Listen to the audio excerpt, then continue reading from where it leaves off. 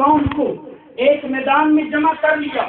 جب سارے چھوٹے بڑے عورتیں بچے آ گئے تو رب ذوالجلال نے فرمایا اے یوسف اپنے چہرے کا نقاب اٹھا دو.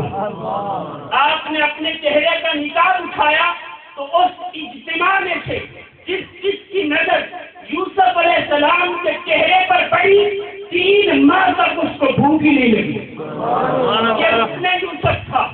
اور آج سے کئی کہتے 3 مہینے رہتی خلقت بیر یوسف کے نامی جنہ جتھا محمد عربی رج کے دنی جہان. اس کو تو لوگ دیکھ کر صرف 3 ماہ کے لیے سیر ہوئے تھے، لیکن جنہوں نے ہمارے آقا کو دیکھا وہ دونوں جہانوں میں سیر ہو گئے.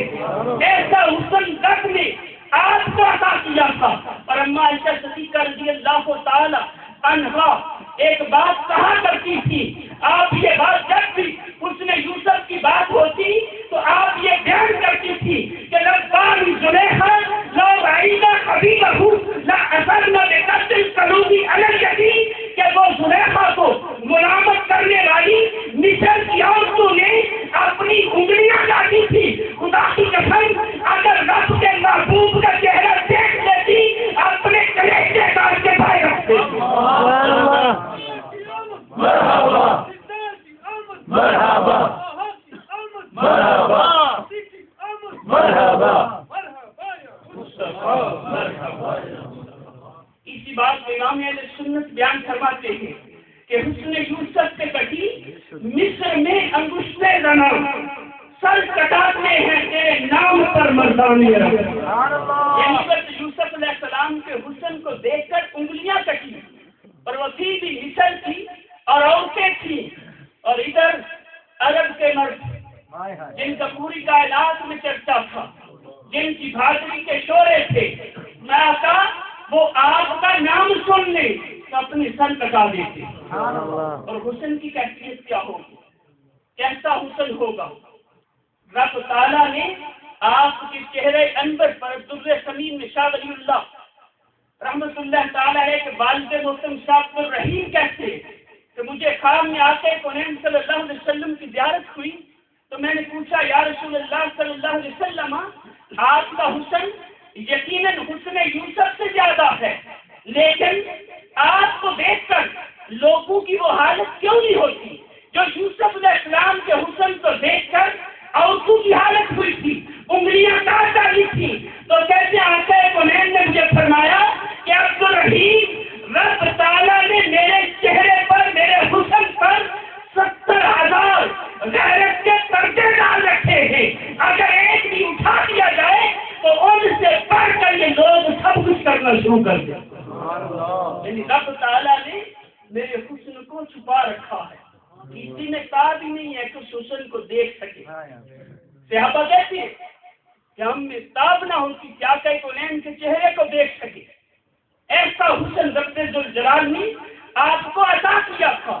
شاعر دربار رسالت حسان بن ثابت جواہر البحار میں لکھا ہے، حسان بن ثابت فرماتے ہیں کہ لما نظرت الى انوار صلی اللہ علیہ وسلم بدات تکفی على عینی خوف من ذهاب بصری، کہ جب میں آقا کونین کے چہرے کو دیکھتا تو فوراً اپنے ہاتھوں کو آنکھوں پر رکھ لیتا. مجھے ڈر لگتا تھا کہ اس روشنی سے کہیں نظر ہی نہ چلی جائے. حسان بن ثابت رضی اللہ تعالیٰ عنہ صحابی رسول کہہ رہے ہیں اور پھر وہ تو اعلان کرتے رہے ہیں وَأَحْسَنُ مِنْكَ لَمْ تَرَكَتُ عَيْنِي، کہ یا رسول اللہ آپ جیسا حسین تو میری آنکھ نے دیکھا ہی نہیں. وَأَجْمَلُ مِنْكَ لَمْ تَلِدِ النِّسَاءُ، آپ جیسا خوبصورت کسی ماں نے چلا ہی نہیں. خُلِقْتَ مُبَرًّا مِنْ كُلِّ عَيْبٍ، آقا آپ کو ہر عیب سے پاک پیدا کیا گیا ہے. كَأَنَّكَ قَدْ خُلِقْتَ كَمَا تَشَاءُ، گویا کہ جیسے آپ چاہتے تھے رب نے ویسے ہی آپ کو بنایا. آپ کی چاہت کے مطابق رب ذوالجلال نے آپ کو بنایا، آپ کی مرضی کے مطابق، اور کوئی عیب آپ نے نہیں رکھا، کوئی عیب. امام اہل سنت تو کہتے ہیں تیرے تو بس عیب تناقی سے ہے بھائی، کہ باقی تو عیب اور باتیں جو ذات میں ہو سکتے ہیں وہ اور باتیں ہیں. تیرے تو بس ناراضگی سے ہے بری، حیران ہوں میرے شاہ میں کیا کیا کہوں تجھے۔ ایب تلافی یعنی اور لوگوں کی خصوصیات گنوانا شروع کر دیں تو آخر اس کی لمٹ ہوگی، ختم ہو جائیں گے۔ تو آقا آپ کے اوصاف تو ایسے ہیں ان میں یہ عیب بھی نہیں کہ ختم ہو جائیں، یعنی آپ کے عیب نہ ختم، آپ کے اوصاف نہ ختم ہونے والے، اور عیب نام کی چیز آپ کے اوصاف میں بھی نہیں ہے۔ ذات تو اللہ ہے، برار برار ہے، آپ کے اوصاف میں بھی کوئی عیب نہیں ہے، اور یہ عیب بھی نہیں کہ اگر ساری کائنات بیان کرنا شروع کر دے تو کہا شاید وہ ختم ہو جائے، پر میں نہیں، اس عیب سے بھی بری ہے، ختم نہیں ہو سکتے۔ پھر کہتے ہیں کہہ لے گے سب کچھ ان کے صلاحوں کی خاموشی، یعنی بہت تعریف کرتا رہوں تو یہ تو نہ ختم ہونے والے تھے، تو کیسے بیان کروں؟ کہتے ہیں کہہ لے گی سب کچھ ان کے صلاحوں کی خاموشی، چپ ہو رہا ہے کہتے کہ میں کیا کیا کہوں تجھے، کیا کہوں، بس یہی اب خاموش ہو رہے کہ کچھ نہیں کہہ سکتا۔ لیکن آج کہتے ہیں لیکن رضا نے ختم سخن اس پہ کر دیا، لیکن رضا نے، آخر وہ بھی امام احمد رضا جس کو رب الجلال نے ایسا علم ایسا مرتبہ عطا کیا، میں لیکن رضا نے ختم سخن اس پہ کر دیا، خالق کا بندہ خلق کا آقا کہوں تجھے۔ کیسی جامع ماننے بات بیان کر دی امام اہل سنت نے کہ خالق کا بندہ یعنی رب کے تو آپ بندے ہیں، اور اس کے بعد جتنی مخلوق ہے خلق کا آقا کہوں تجھے۔ ساری کائنات کے آپ آقا، ہر مخلوق کے آپ آقا ہے، اور اسی آقا صلی اللہ علیہ وسلم کی ولادت اسی ماہ مبارک میں ہوئی۔ الحمدللہ ہم خوش قسمت ہیں کہ مومنین عاشقان رسول خوشیاں منا رہے ہیں، گھروں کو سجا رہے ہیں، گلیوں کو سجا رہے ہیں، آقا کونین صلی اللہ تعالی علیہ وسلم کی آمد کی خوشیاں کر رہے تھے۔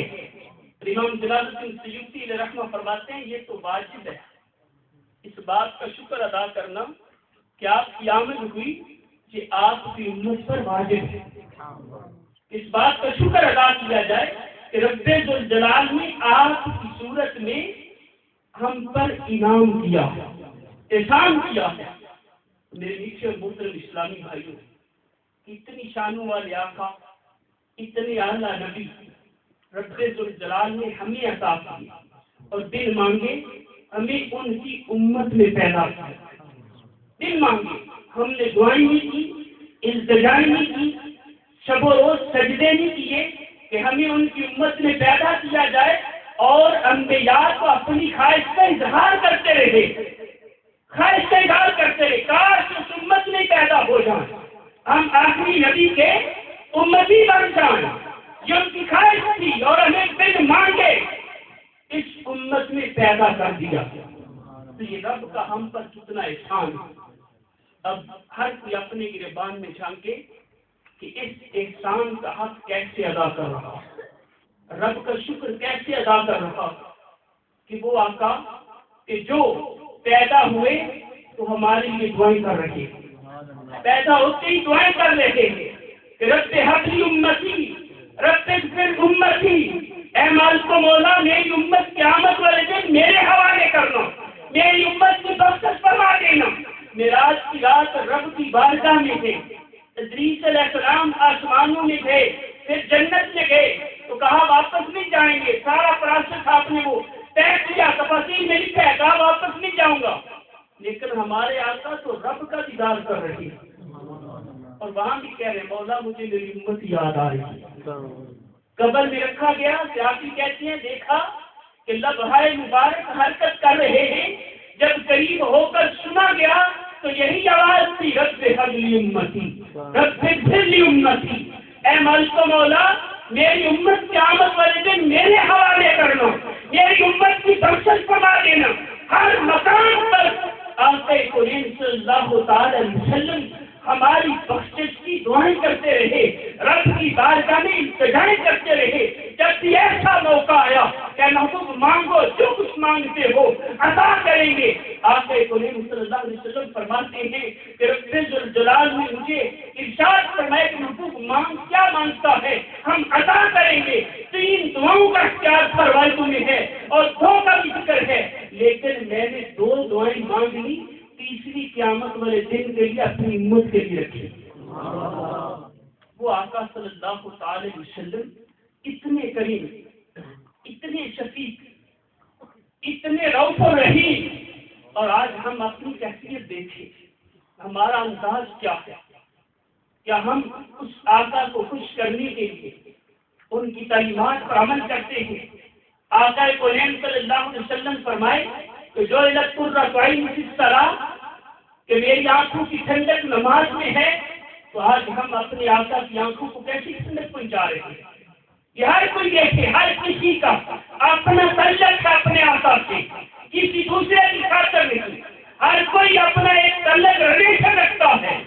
کل روز قیامت بتائیں کیسے سامنا کریں گے؟ قبر انور میں آقا کریم صلی اللہ علیہ وسلم تشریف لائیں گے، تو اگر آج ان کی سنتوں سے منہ موڑا، ان کی سنتوں کو پامال کیا، ان پر عمل نہ کیا، تو قبر میں کیسے جواب دیں گے؟ منکر نکیر کیسے جواب دیں گے؟ جب وہ کہیں گے بتاؤ اس ہستی کے بارے میں کیا کہتے تھے، تو کس منہ سے کچھ بولیں گے؟ قیامت کے دن آقا کریم صلی اللہ علیہ وسلم کا سامنا کیسے کریں گے؟ اگر آج ان کی سنتوں سے منہ موڑتے، ان کی تعلیمات سے منہ موڑتے، تو پھر ہم ان کے سامنے کس منہ سے کھڑے ہوں گے؟ میرے پیارے محترم اسلامی بھائیوں، اپنے آپ کو سنبھالیے، اپنی ذمہ داری کو محسوس کیجیے کہ اس دنیا میں آئے تھے مختصر سے وقت کے لیے، ایک مقررہ وقت پر ہر کسی نے یہاں سے رکھتے سفر باندھنا. بتائیں کہ وہ منزل کہ جو حقیقی منزل ہے اس کے لیے کیا تیاری کر رکھی ہے، اس کے لیے کتنی ہم کوشش کرتے ہیں. میرے پیارے محترم اسلام بھائیوں، اگر ہم اس دور میں اپنی آخرت کی منزل کی تیاری چاہتے ہیں، اپنے آقا صلی اللہ تعالی علیہ وسلم کو خوش کرنا چاہتے ہیں، آپ کی سنتوں کے عامل بننا چاہتے ہیں، آپ کی تعلیمات پر عمل کرنا چاہتے ہیں، تو یہ دعوت اسلامی کا پلیٹ فارم آپ کو آوازیں دے رہا ہے. اے مسلمانوں، آ جاؤ، اپنی زندگی کو سنوار لو، سنتوں کے عامل بن جاؤ، نیک اعمال کرنا شروع کر دو، اپنی آخرت کی فکر کرو.